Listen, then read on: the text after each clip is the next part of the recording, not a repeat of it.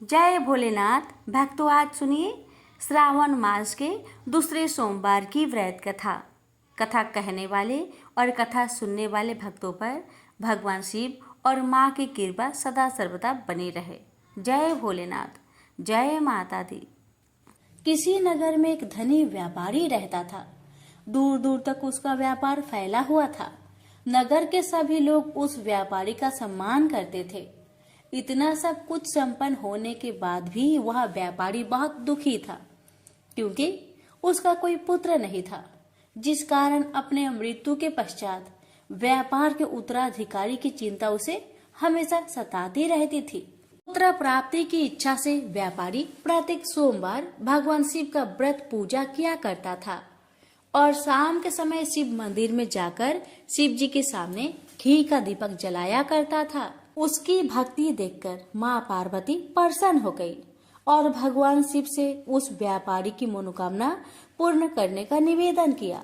भगवान शिव बोले, इस संसार में सबको उसके कर्म के अनुसार फल की प्राप्ति होती है। जो प्राणी जैसा कर्म करते हैं उन्हें वैसा ही फल प्राप्त होता है। शिव जी द्वारा समझाने के बावजूद माँ पार्वती नहीं मानी और उस व्यापारी की मनोकामना पूर्ति हेतु वे शिव जी से बार बार अनुरोध करती रही। अंततः माता के आग्रह को देखकर भगवान भोलेनाथ को उस व्यापारी को पुत्र प्राप्ति का वरदान देना पड़ा। वरदान देने के पश्चात भोलेनाथ माँ पार्वती से बोले, आपके आग्रह पर मैंने पुत्र प्राप्ति का वरदान तो दे दिया, परंतु इसका यह पुत्र 16 वर्ष से अधिक समय तक जीवित नहीं रहेगा। उसी रात भगवान शिव उस व्यापारी के सपने में आए और उसे पुत्र प्राप्ति का वरदान दिया और उसके पुत्र की 16 वर्ष तक जीवित रहने की भी बात बताई। भगवान के वरदान से व्यापारी को खुशी तो हुई, लेकिन पुत्र की अल्पायु की चिंता ने उस खुशी को नष्ट कर दिया। व्यापारी पहले की तरह सोमवार के दिन भगवान शिव का विधिवत व्रत करता रहा। कुछ महीनों के बाद उसके घर एक अति सुंदर बालक ने जन्म लिया और घर में खुशियां ही खुशियां भर गई। बहुत धूमधाम से पुत्र जन्म का समारोह मनाया गया, परंतु व्यापारी को पुत्र जन्म की अधिक खुशी नहीं हुई, क्योंकि उसे पुत्र की अल्प आयु के रहस्य का पता था। जब पुत्र 12 वर्ष का हुआ तो व्यापारी ने उसे उसके मामा के साथ पढ़ने के लिए बनारसी भेज दिया। लड़का अपने मामा के साथ शिक्षा प्राप्त हेतु चल दिया। रास्ते में जहाँ भी मामा भांजे विश्राम हेतु रुकते, वहीं यज्ञ करते और ब्राह्मणों को भोजन कराते। लंबी यात्रा के बाद मामा भांजे एक नगर में पहुँचे। उस दिन नगर के राजा की कन्या का विवाह था, जिस कारण पूरे नगर को सजाया गया था। निश्चित समय पर बारात आ गई, लेकिन वर का पिता अपने बेटे के एक आंख से काने होने के कारण बहुत चिंतित था। उसे भय था कि इस बात का पता चलने पर कहीं राजा विवाह से इनकार न कर दे, इससे उसकी बदनामी भी होगी। जब वर के पिता ने व्यापारी के पुत्र को देखा तो उसके मस्तिष्क में एक विचार आया। उसने सोचा, क्यों ना इस लड़के को दुल्हा बनाकर राजकुमारी से विवाह करा दूं। विवाह के बाद इसको धन देकर विदा कर दूंगा और राजकुमारी को अपने नगर ले जाऊंगा। वर के पिता ने लड़के के मामा से इस संबंध में बात की। मामा ने धन मिलने की लालच में वर के पिता की बात को स्वीकार कर ली। लड़के को दूल्हे का वस्त्र पहनाकर राजकुमारी से विवाह कर दिया गया। राजा ने बहुत सारा धन देकर राजकुमारी को विदा किया। शादी के बाद लड़का जब राजकुमारी के साथ लौट रहा था तो वह सच नहीं छिपा सका और उसने राजकुमारी की ओढ़नी पर लिख दिया, राजकुमारी, तुम्हारा विवाह मेरे साथ हुआ था। मैं तो बनारसी पढ़ने के लिए जा रहा हूँ और अब तुम्हें जिस नवयुवक की पत्नी बनना पड़ेगा वह कान्हा है। जब राजकुमारी ने अपनी ओढ़नी पर लिखा हुआ पढ़ा तो उसने कान्हे लड़के के साथ जाने से इनकार कर दिया। राजा को जब ये सब बातें पता लगी तो उसने राजकुमारी को महल में ही रख लिया। उधर लड़का अपने मामा के साथ बनारसी पहुंच गया और गुरुकुल में पढ़ना शुरू कर दिया। जब उसकी आयु 16 वर्ष की हुई तो उसने यह किया यज्ञ की समाप्ति पर ब्राह्मणों को भोजन करवाया और खूब अन्य वस्त्र दान किए। रात को वह अपने शयन कक्ष में सो गया। शिव के वरदान के अनुसार शयन अवस्था में ही उसके प्राण पेखरू उड़ गए। सूर्योदय पर मामा मृत भांजे को देखकर रोने पिटने लगा। आसपास के लोग भी एकत्र होकर दुख प्रकट करने लगे। लड़के के मामा के रोने विलाप करने के स्वर समीप से गुजरते हुए भगवान शिव और माता पार्वती ने भी सुने। माता पार्वती ने भगवान से कहा, प्राणनाथ, मुझे इसके रोने का स्वर सहन नहीं हो रहे, आप इस व्यक्ति के कष्ट को अवश्य दूर करें। भगवान शिव ने माता पार्वती के साथ अदृश्य रूप में समीप जाकर देखा तो भोलेनाथ माता पार्वती से बोले, यह तो उसी व्यापारी का पुत्र है जिसे मैंने 16 वर्ष की आयु का वरदान दिया था। इसकी आयु पूरी हो गई है। माँ पार्वती ने फिर भगवान शिव से निवेदन कर उस बालक को जीवन देने का आग्रह किया। माता पार्वती के आग्रह पर भगवान शिव ने उस लड़के को जीवित होने का वरदान दिया और कुछ ही पल में वह जीवित होकर उठ बैठा। शिक्षा समाप्त करके लड़का मामा के साथ अपने नगर की ओर चल दिया। दोनों चलते हुए उसी नगर में पहुंचे जहां उसका विवाह हुआ था। उस नगर में भी यज्ञ का आयोजन किया। समीप से गुजरते हुए नगर के राजा ने यज्ञ का आयोजन देखा और उसने तुरंत ही लड़के और उसके मामा को पहचान लिया। यज्ञ के समाप्त होने पर राजा मामा और लड़के को महल में ले गया और कुछ दिन उन्हें महल में रखकर बहुत सा धन वस्त्र आदि देकर राजकुमारी के साथ विदा कर दिया। इधर भूखे प्यासे रहकर व्यापारी और उसकी पत्नी बेटे की प्रतीक्षा कर रहे थे। उन्होंने प्रतिज्ञा कर रखी थी कि यदि उन्हें अपने बेटे की मृत्यु का समाचार मिला तो दोनों अपने प्राण त्याग देंगे। परंतु जैसे ही उसने बेटे के जीवित वापस लौटने का समाचार सुना तो वह बहुत परेशान हुआ। वह अपनी पत्नी और मित्रों के साथ नगर के द्वार पर पहुंचा। अपने बेटे के विवाह का समाचार सुनकर पुत्र वधू राजकुमारी को देखकर उसकी खुशी का ठिकाना न रहा। उसी रात भगवान शिव ने व्यापारी को सपने में आकर कहा, हे श्रेष्ठी, मैंने तेरे सोमवार व्रत करने और व्रत कथा सुनने से प्रसन्न होकर तेरे पुत्र को लंबी आयु प्रदान की है। पुत्र की लंबी आयु जानकर व्यापारी बहुत प्रसन्न हुआ। शिव भक्त होने तथा सोमवार का व्रत करने से व्यापारी की सभी मनोकामनाएं पूर्ण हुई। इसी प्रकार जो भक्त सोमवार का विधिवत व्रत करते हैं और व्रत कथा सुनते हैं उनकी सभी इच्छाएं पूरी होती है। उनसे बोलिए उमापति शंकर भगवान की जय। एक समय की बात है, जब राम जी का वनवास खत्म होने के बाद राज सिंहासन पर बैठते समय माता पार्वती और भोलेनाथ घूम रहे थे तो भोलेनाथ ने देखा कि राम जी के दादाजी का श्राद्ध का भंडारा हो रहा है। राम जी के घर में तो भोलेनाथ ने सोचा, चलो मैं भी हूँ और राम जी का दर्शन भी कर लूँगा। और भोलेनाथ ने माता पार्वती से कहा, हे गौरा, तुम कैलाश धाम जाओ और हमारे लिए खाना बनाओ, मैं थोड़ी देर में आता हूँ।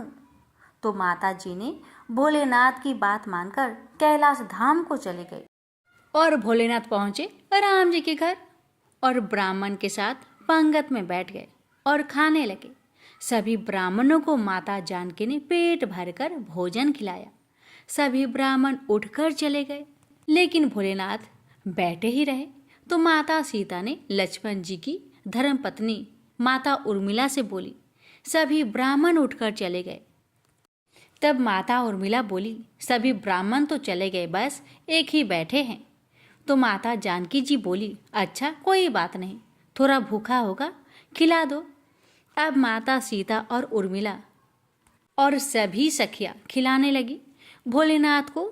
भगवान भोलेनाथ तो खाते गए।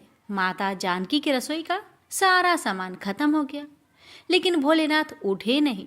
तो माता सीता जल लेकर भोलेनाथ जी के पास गई और बोली, बाबा पानी पी लो। तो भोलेनाथ बोले कि आधा पेट भर जाएगा तो मैं पानी पी लूँगा।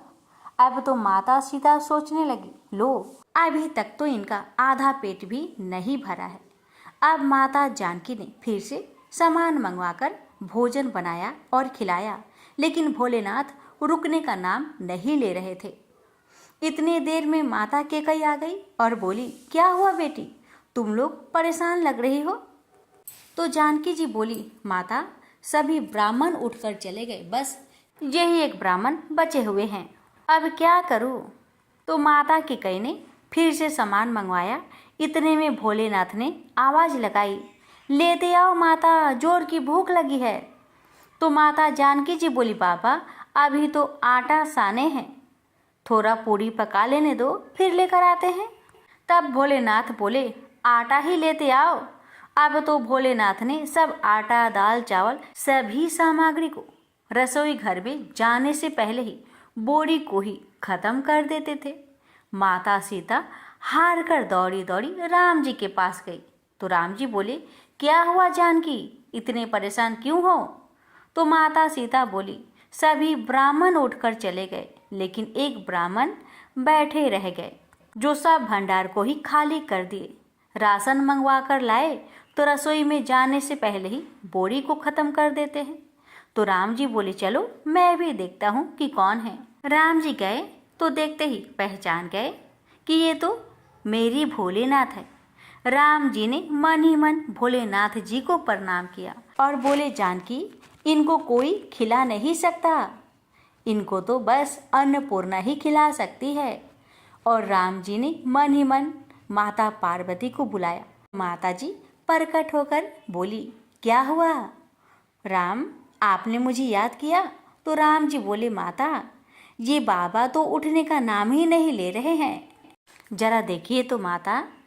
तो माता पार्वती ने कहा, इन्होंने तो कहा था कि पार्वती तुम कैलाश पर खाना बनाओ, दोनों साथ में खाएंगे, और स्वामी यहाँ खा रहे हैं। तो माता पार्वती जी ने अपने हाथों से लड्डू बनाए और एक लड्डू भोलेनाथ जी के थाली में रख दिया। भोलेनाथ खाने लगे। अब तो भोलेनाथ खाते गए, लेकिन लड्डू खत्म नहीं हो रहा था, और ये तो जाना पहचाना लड्डू लग रहा है। भोलेनाथ ने अभी तक माता सीता के मुख पर नजर नहीं डाले थे। इस बार नजर उठाया तो देखा सामने माथे पर लाल बिंदी लगाई अन्नपूर्णा पार्वती खड़ी है। माता बोली, और कितने रख दो? भोलेनाथ बोले, बस हो गया। भोलेनाथ उठ गए। राम सीता ने भोलेनाथ और माता पार्वती जी की बहुत ही स्वागत किया। तो भोलेनाथ प्रसन्न होकर माता जानकी जी को बोले, अखंड सौभाग्यवती होने का वरदान दिया और अंतर ध्यान हो गए। प्रेम से बोलिए, जय भोलेनाथ, जय माता अन्नपूर्णा की। प्रेम से बोलिए, सीताराम की जय। पौराणिक कथा के अनुसार एक समय की बात है कि भगवान विष्णु का विवाह माता लक्ष्मी जी के साथ निश्चित हुआ। विवाह की सभी तैयारी होने लगी। सभी देवी देवताओं को निमंत्रण भेजे गए, लेकिन भूलवश गणेश जी को निमंत्रण देना रह गया था। इधर भगवान विष्णु की बारात जाने का समय आ चुका था। सभी देवता अपनी पत्नियों के साथ विवाह समारोह में शामिल होने को आए, परंतु सभी देवी देवताओं ने देखा कि गणेश जी कहीं दिखाई नहीं दे रहे हैं। तब उन सभी ने आपस में चर्चा की, क्या गणेश जी को नहीं न्योता दिया गया या गणेश जी ही नहीं आए हैं। सभी को इस बात पर बहुत आश्चर्य हुआ। इस बात पर उन सभी ने विष्णु भगवान से ही इसका कारण पूछा। विष्णु भगवान से पूछने पर उन्होंने कहा कि हमने गणेश जी के पिता भोलेनाथ, महादेव और माता पार्वती को न्योता भेजा था। यदि गणेश जी अपने पिता के साथ आना चाहते तो आ जाते, अलग से उन्हें न्योता देने की कोई आवश्यकता भी नहीं थी। दूसरी बात यह है, उनको खाने में 1.25 मन मूंग, 1.25 मन चावल, 1.25 मन घी और 1.25 मन लड्डू का भोजन चाहिए। यदि गणेश जी नहीं आएंगे तो कोई बात नहीं, दूसरे के घर जाकर इतना सारा खाना पीना अच्छा भी नहीं लगता। इतना वार्ता कर ही रहे थे कि किसी एक ने सुझाव दिया, यदि गणेश जी आते तो उनको द्वारपाल बनाकर बैठा सकते थे कि आप घर की याद रखना, आप तो चूहे पर बैठकर धीरे धीरे चलोगे तो बारात में बहुत पीछे रह जाओगे। यह सुझाव सबको पसंद आ गया। तो फिर विष्णु भगवान ने भी अपनी सहमति दे दी। तब गणेश जी को निमंत्रण देकर आमंत्रित किया और उनको समझा बुझाकर घर की रखवाली करने को बैठा दिया गया। बारात चल दी। तब नारद जी ने देखा कि गणेश जी तो दरवाजे पर ही बैठे हुए हैं। तो वे गणेश जी के पास गए और रुकने का कारण पूछा। गणेश जी कहने लगे कि विष्णु भगवान ने मेरा बहुत अपमान किया है। नारद जी ने कहा कि आप अपनी मूषक सेना आगे भेज दो तो वह रास्ता खोद देगी, जिससे उनके वाहन धरती में धंस जाएंगे। तब आपको सम्मान पूर्वक बुलाना पड़ेगा। अब तो गणेश जी ने अपनी मूषक सेना को आदेश दिया, जाओ, और सेना ने जमीन पोली कर दी। जब बारात वहां से निकली तो रथों के पहिए धरती में धंसने लगी। लाख कोशिश की परंतु पहिए नहीं निकले। सभी ने अपने अपने उपाय किए परंतु पहिए तो नहीं निकले, बल्कि जगह जगह से टूटने लगे। किसी को समझ में नहीं आ रहा था कि अब क्या किया जाए।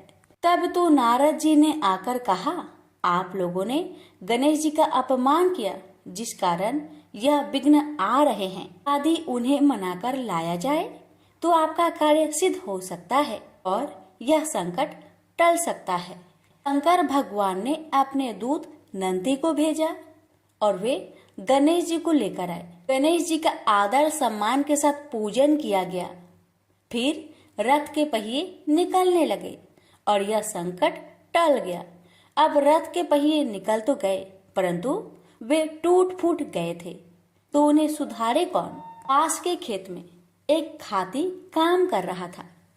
उसे बुलाया गया। खाती अपना कार्य करने से पहले श्री गणेशाय नमः कहकर गणेश जी की वंदना मन ही मन करने लगा। देखते ही देखते खाती ने सभी पहियों को ठीक कर दिया। तब खाती कहने लगा कि हे देवताओं, आपने सर्वप्रथम गणेश जी को नहीं मनाया होगा और न ही उनकी पूजन की होगी, इसलिए तो आपके साथ यह संकट आया है। मैं तो मूर्ख अज्ञानी हूँ, फिर भी पहले गणेश जी को पूजते हैं, उनका ध्यान करते हैं। आप लोग तो देवगण हैं, फिर भी आप गणेश जी को कैसे भूल गए। अब आप लोग भगवान श्री गणेश जी की जय बोलकर जाए तो आपके सब काम बन जाएंगे और कोई संकट भी नहीं आएगा। ऐसा कहते हुए बारात वहां से चल दी और विष्णु भगवान का लक्ष्मी जी के साथ विवाह संपन्न करा के सभी सकुशल घर लौट आए। हे गणेश जी महाराज, आपने विष्णु को जैसा कार्य सरियो ऐसा कार्य सबको सिद्ध करिजो। बोलिए गजानन भगवान की जय।